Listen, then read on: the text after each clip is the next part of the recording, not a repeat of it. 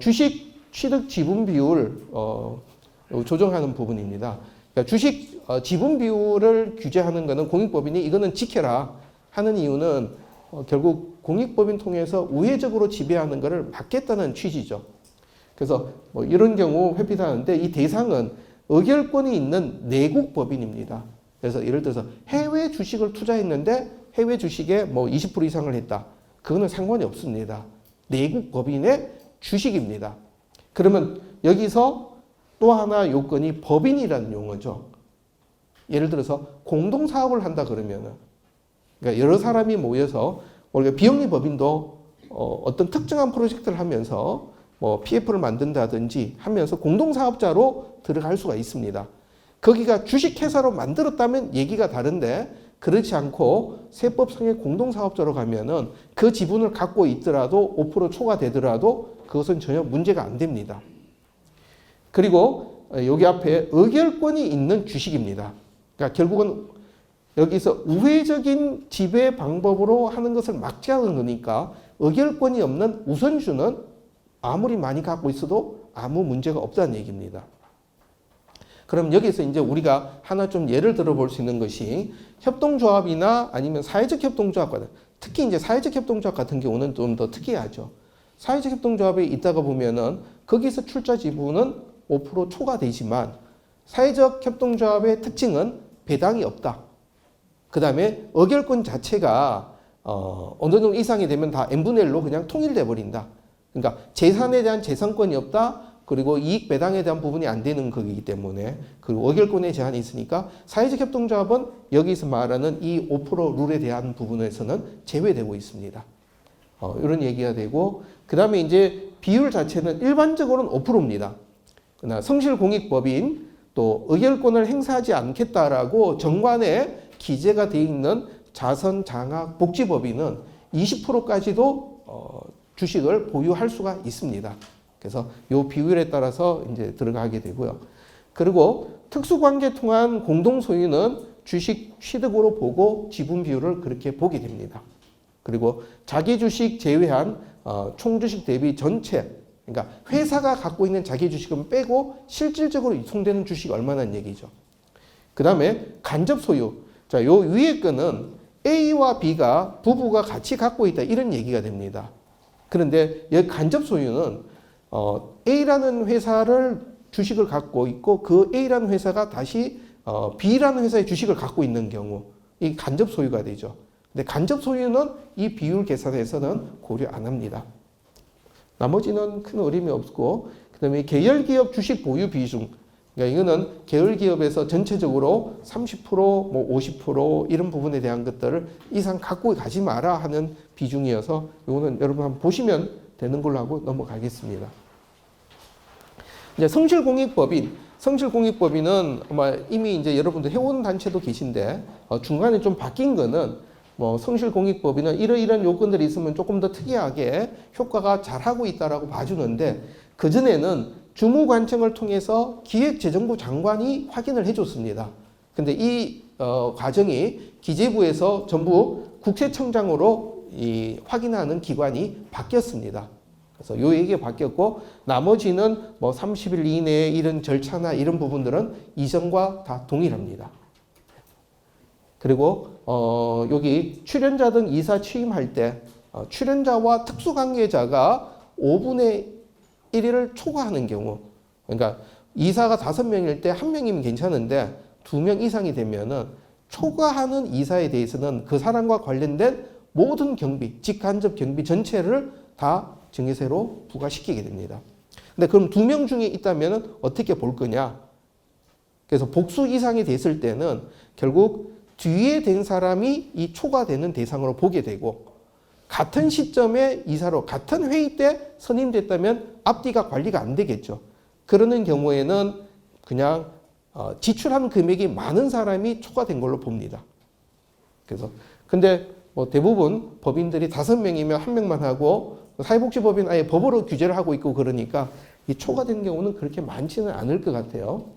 그 다음에 특정 기업 광고 금지하는 경우, 결국 이거는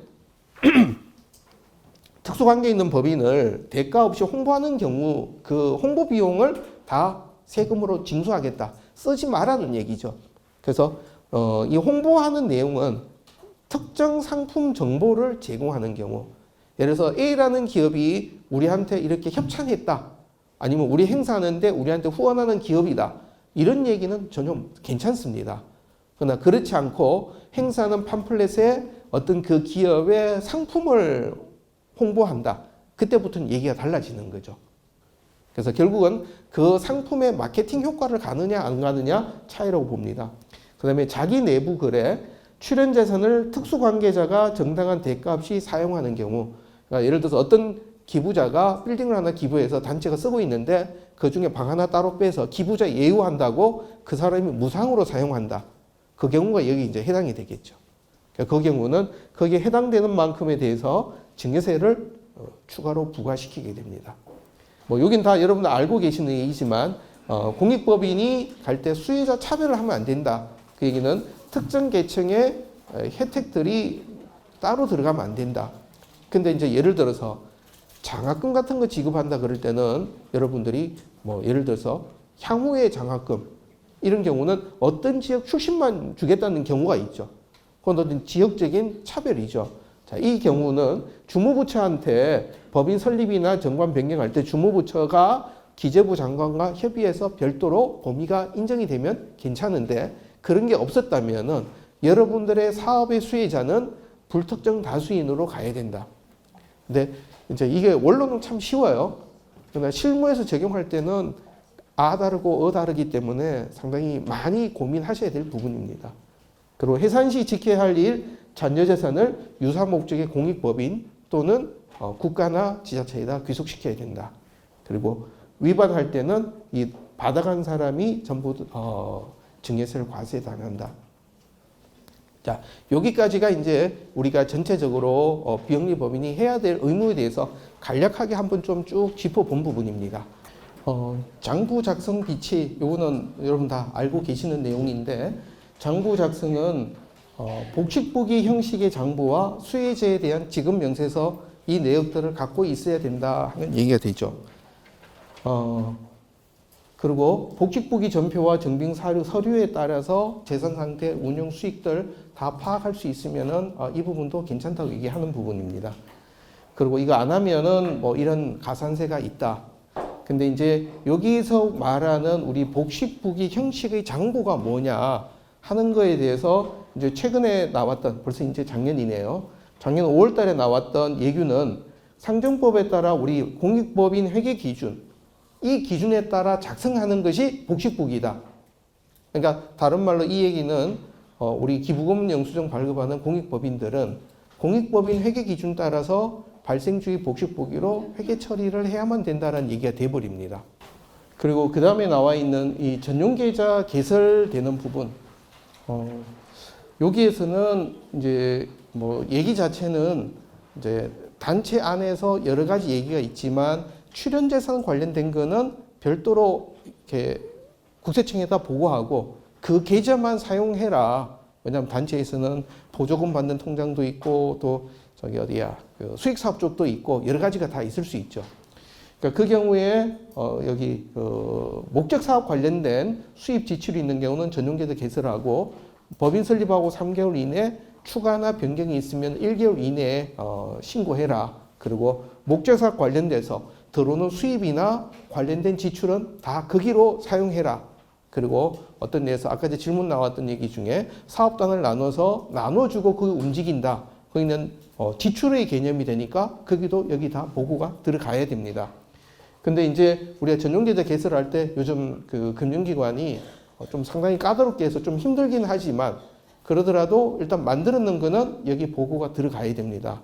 안 하는 경우에는 수익 금액의 0.5%, 사용 대상 금액의 0.5%가 가산세로 매기게 됩니다. 이게 2016년, 17년, 18년 초기까지 실제 이것 때문에 가산세 낸 단체들이 꽤 많이 있어요. 근데 이번에 그 상정법 개정하면서 지난 12월 달에 개정하면서 한시적으로 출연 재산이 5억 미만인 경우, 여러분 단체가 5억 미만인 경우는 지금까지 못했던 것들을 6월 30일까지 전용계좌 신고하더라도 가산세 부과하지 않는다. 그래서 이 부분은 혹시라도 여러분들이 전용계좌 신고가 안 돼 있으면은 6월 30일까지는 꼭 챙겨서 들어가고, 여기서 말하는 5억이라고 하는 거는 2018년, 2016년, 2017년 3년 동안 수익 금액이 한 번이라도 5억이 안 됐다. 출연재산이, 후원금이. 그러면은 다 이제 여기 유예 대상 조치의 대상이 됩니다. 그래서 요거 꼭 한번 여러분 신경 써 주시고요. 그 다음에 전용계좌 개설하는 거 관련된 거는 실제 별로 어렵지는 않습니다. 여기서 나온 거는 우리가 이렇게 국세청 양식이 있습니다. 그 양식에 대해 가지고 이렇게 예금 종류 계좌번호 적어서 들어가면 됩니다. 근데 이제 여러분 단체에서 자꾸 질문 나오는 거는 그럼 이거는 해야 돼요, 말아야 돼요? 라는 질문이 많이 나옵니다. 근데 저는 여러분한테 권해드리는 거는 특별한 이유가 없다면은 그냥 여러분 단체 계좌 만들면 신고 다 해버리면은 안전해요. 그게 왜냐하면은 여러분 보조금 받을 때도 그렇죠. 보조금 받을 때 통장 제로 만들어서 받았습니다. 그러니까 보조금이니까 우리 신고는 안 했어요. 그러다 나중에 가서 계좌가 비어 있으니까 다른 용도로 언젠간 또 쓰기가 쉬워요. 그러니까 그런 사이에 이런 차이들이 나올 수 있으니까 이거 다 신고했다고 나오는 문제는 없으니까 신고해 주시면 좋고요.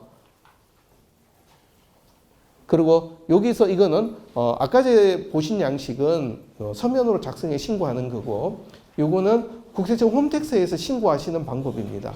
홈택스에서 들어가면 초기 화면에서 전용계좌 신고라는 메뉴가 있는데 그 클릭해서 들어가 보면은 여기에 여러분 단체에 조회돼서 뭐 해보면은 지금까지 등록된 계좌들도 다 나오게 되고, 또 뭐 이거는 이제 우리가 안 쓰는 거다, 해지한 거다 하면은 거기서 다시 뭐 제거하기 위해서 없애주시면 됩니다.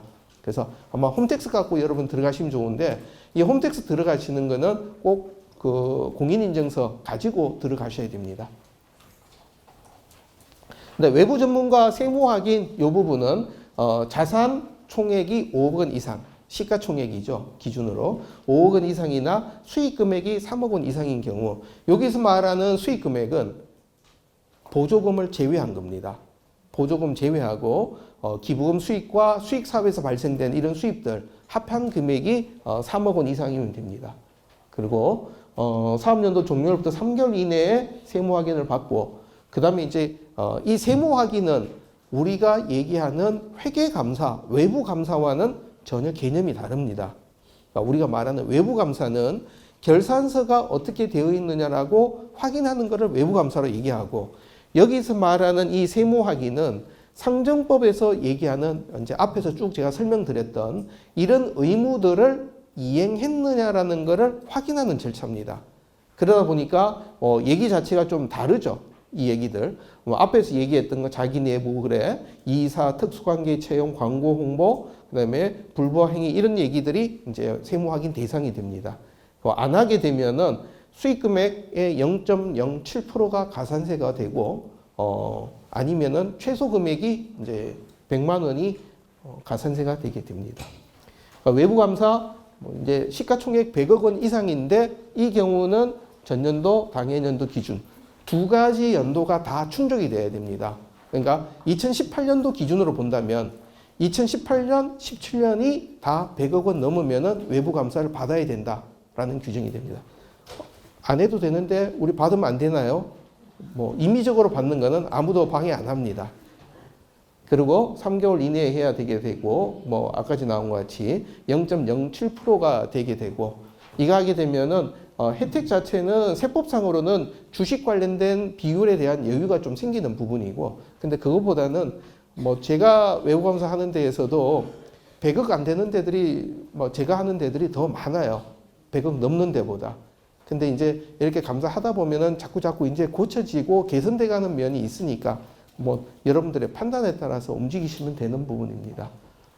그리고 결산 공시.